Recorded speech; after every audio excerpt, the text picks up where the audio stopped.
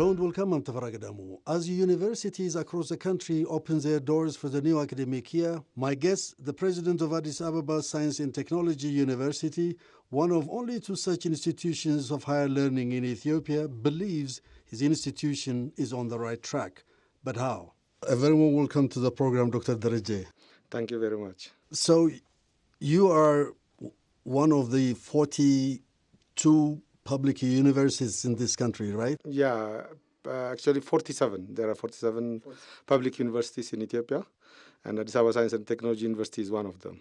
In addition to, and there are two universities that are specifically targeting science and technology. One is the Adama Science and Technology University, and you would be the second one. You're a bit different from the other universities in the country. You are right. So there are, although we have 47 public universities, two of us are the Science and Technology Universities, Adama Science and Technology University and Addis Ababa Science and Technology University.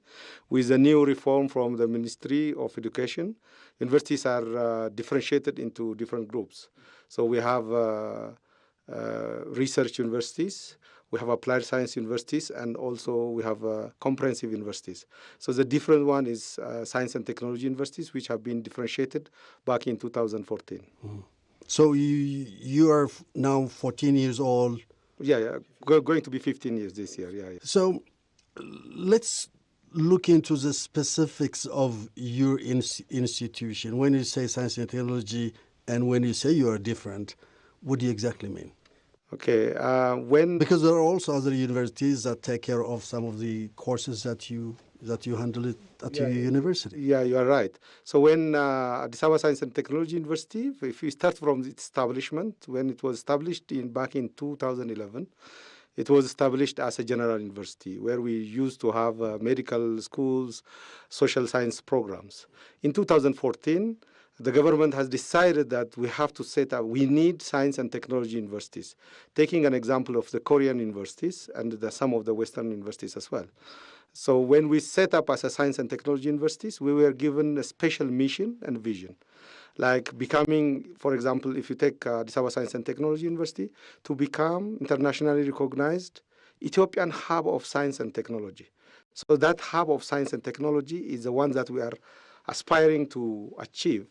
So and the programs that we are offering are specific to the developments of Ethiopian industries. Our motto is University for Industry. So whatever... So you're a demand-driven institution? Yes. Whatever we are doing, whatever we are as an academic programs or as a research should be directly linked to the industries and supporting the industries. So this makes us different from the other universities. Let's look into your teaching component of your university. Where do you get your students from? You organize exams, right? For your prospective students, right? Yes. So starting from 2008, as we become to 2014, exactly 2016 Gregorian calendar, we started to select students from high schools. So when students pass the national examination, we are giving them an additional exam, entrance exam, and we have been doing this for the last 8 years. And we select the best students, those who are talented, who are aspiring to become the next engineers and scientists. So this makes us also different. And we have been selecting these students, and we are offering them programs in engineering and applied sciences. So do you only look into their academic performance in terms of those exams when you organize these exams, or you look into other factors? Yes, so far what we have been looking at is their grade from grade 12, their score. So usually we have a different cut point at a higher level. But for the last 3 years, because of the number of students who are passing national exams, we are just taking that as at par. The other areas that we are looking at is the entrance exams that we offer. We give them as well. But in the future, we are also planning, there are some talents. Students are participating in STEM education in different universities. And the products they have during their STEM talents or the participation in some of the activities are the ones that we are planning to do it. But with the current system, we have difficulty to set that as a criteria because the exam result is coming sometimes in September, and then we don't have time to collect all this evidence. But in the future, we are planning to do that. The reason why I've raised this question is because potential innovators, are not necessarily those who have good grades. Yeah, you are right. I agree with you. That's why we have this system where students are going for a summer camp. For example, there is a summer camp organized by Artificial Intelligence Institute. There is a summer camp organized by INSA. And there are a number of STEM centers within the universities and within high schools. And so one of our criteria should be the talents that they have, the aspirations that they have, and the product they have developed while they are still in high school. So that should be the case. But as of now, we are just relying on the exams that we are giving, but I don't believe that is the right way. But we are planning to conduct that as well in the coming years. This is the beginning of this academic year now, September. How many students have you enrolled? So this year, we are in... From the high school? Yeah, from high school, we are going to enroll 1,800 students. This coming Tuesday, we will have an entrance exam. And as of today, around 7,800 students have registered for both universities to enter. But we are... You mean the Adama? Adama and us. In our case, we are only accepting 1,800 students, and 400 of them in applied science and 1,400 in engineering programs. So if you look at it, the number of registered students so far, it is almost 4,200 are registered for engineering, and close to 1,000 are registered for applied sciences. So after the examination, we will only accept half of these students. So there are not too many here? Yeah, there are not too many, but we are focusing on selected programs, not all programs that are available. What do you mean, selected programs? Selected programs means, so we don't have other programs like, even in science, we are limiting ourselves to applied sciences that are contributing to the industry, that are going to be involving in the industrial works. For example, if you take applied science, we have biotechnology and industrial chemistry, who are directly related to the industry. We have also geology, which is related to the mining industries. And we have food science and applied nutrition. All these 4 programs are the only programs that we are offering in applied science. Although we have physics, chemistry, and others. These are the selected programs. And we are focusing on the impact of these programs and their contribution towards the industry as well. Let's talk about faculty. In terms of faculty, what we have so far is academic staffs. Currently, we have 389 academic staffs full-time. Of these 389 academic staffs, 47% of them have a PhD. So this is also one of the highest in terms of proportion of PhD. Apart from that, those who have a master's as well, they have industrial experience. Even though they might not have industrial experience before they join us, we have a program called externship, where we assign them to the industry, stay in industry, get practical experience, get problems from the industry, so that they can be linked directly to the industry. And we have about 67 staff who are currently pursuing their PhD in Ethiopia and overseas. So in terms of quality and number, although the number may seem small, but we are following this staff-to-student ratio, enough staff-to-student ratio. For 19 students, we expect to have 1 faculty member. So, and do you have that? Yeah, we do have that. We fulfill that requirement. You mentioned that some of your PhD students are getting the training outside of Ethiopia. How many of them do actually return? Do you have a data? Yeah, I do have a data, but the number varies from year to year. What does it mean again? What does it mean by vary year to year? For example, back in 2014-13, we have sent a number of graduate students to overseas, like to China, India, Korea, and even to the United States. So we are getting back them, but we have this contractual agreement between the staff and the university. So if they are not returning back, we are also trying to get back them through that contractual agreement. But in terms of... So do they actually return because of that? Not really, not all of them. But you did. You were trained in Malaysia and... Yeah, but that one is dependent. When I went to Malaysia, I was a faculty member of Addis Ababa University, and I went there and I started working there. And then after working, because the pay was good and the working environment was I need better. to get experience as well. If I hadn't been to those experiences, if I was not there, and because of the experience that I got there, I'm serving my nation now, coming back. Because I was a faculty member there, I was a director, I was a head of department working overseas. So those experiences helped me when I come back and serving my nation over here. So, but this is a different scenario. The scenarios that we have currently in Ethiopia, if a faculty member is not returning, there is a general auditor who is also looking at the staff who are not returning. So because of this, there are a number of cases that we are also going to the court. Wherever they are. Yeah, because they have someone who is representing them in Ethiopia, so we ask them. But in terms of numbers, so far, we don't have that much problem because once, if they are not returning back on time, we terminate their contract because of the agreement that we have, if they are not returning, and then we are trying to retrieve the money that we have spent on them. Last year, we have about 8 or 9 of them returning who went for PhD overseas. And this year, we are expecting about 6 or 7 of them returning from overseas.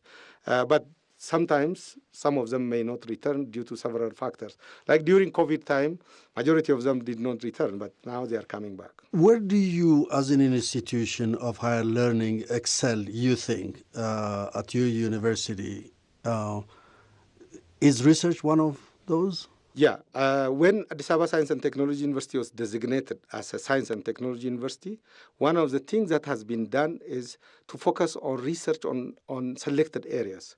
So the government, the then Ministry of Science and Technology University, has conducted a study with experts.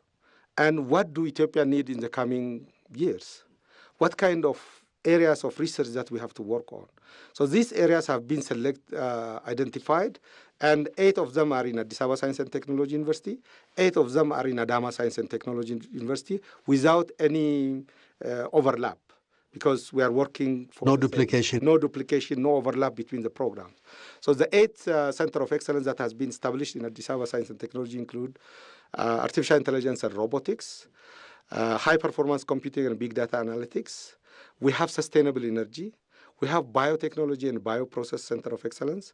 We have nanotechnology, construction quality, and we have mineral extraction and exploration. And one of the current hot topic is nuclear reactor technology. So these are aligned with the country's development objectives? Yes, they are aligned with the current, and even that time, you see, we are going for a nuclear power plant.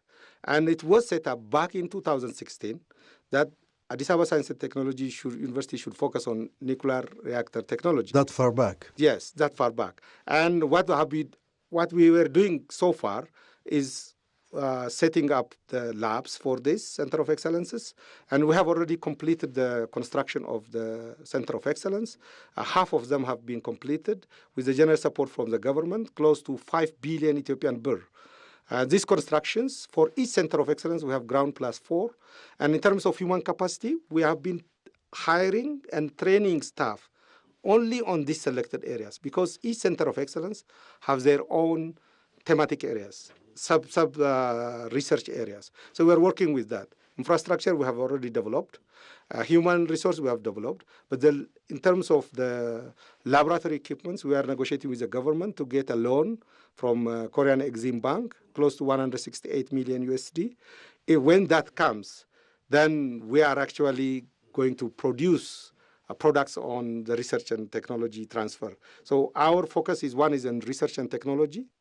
The other one is on teaching and learning, which is also excelling in providing quality education. You are an autonomous institution for the last, or you are on the way to becoming one. Yeah. But you have massive investment from the side of the government. Yes. The Autonomy Proclamation came 2 years ago, and Addis Ababa University was declared as one of the autonomous universities. So there are 9 other universities who are in line, second in line to be an autonomous university. So we are one of them. But this autonomy, there are certain areas of this autonomy, like, for example, running your own programs, selecting your own students. We used to enjoy these autonomies. We have selected programs.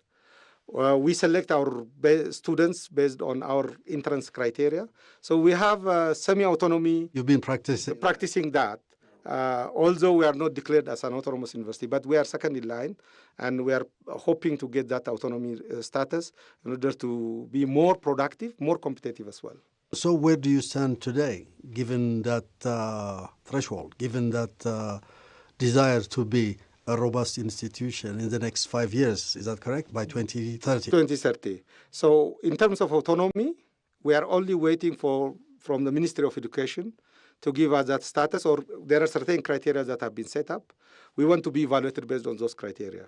For example, what we have done so far is we have revised our strategic plan based on the new autonomy proclamation.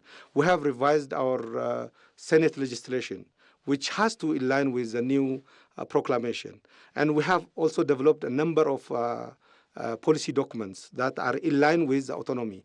So we are hoping that within 1 year or 2 years, we will get that autonomous status. And getting that autonomous status is not an end, but we have set a vision and mission as a university.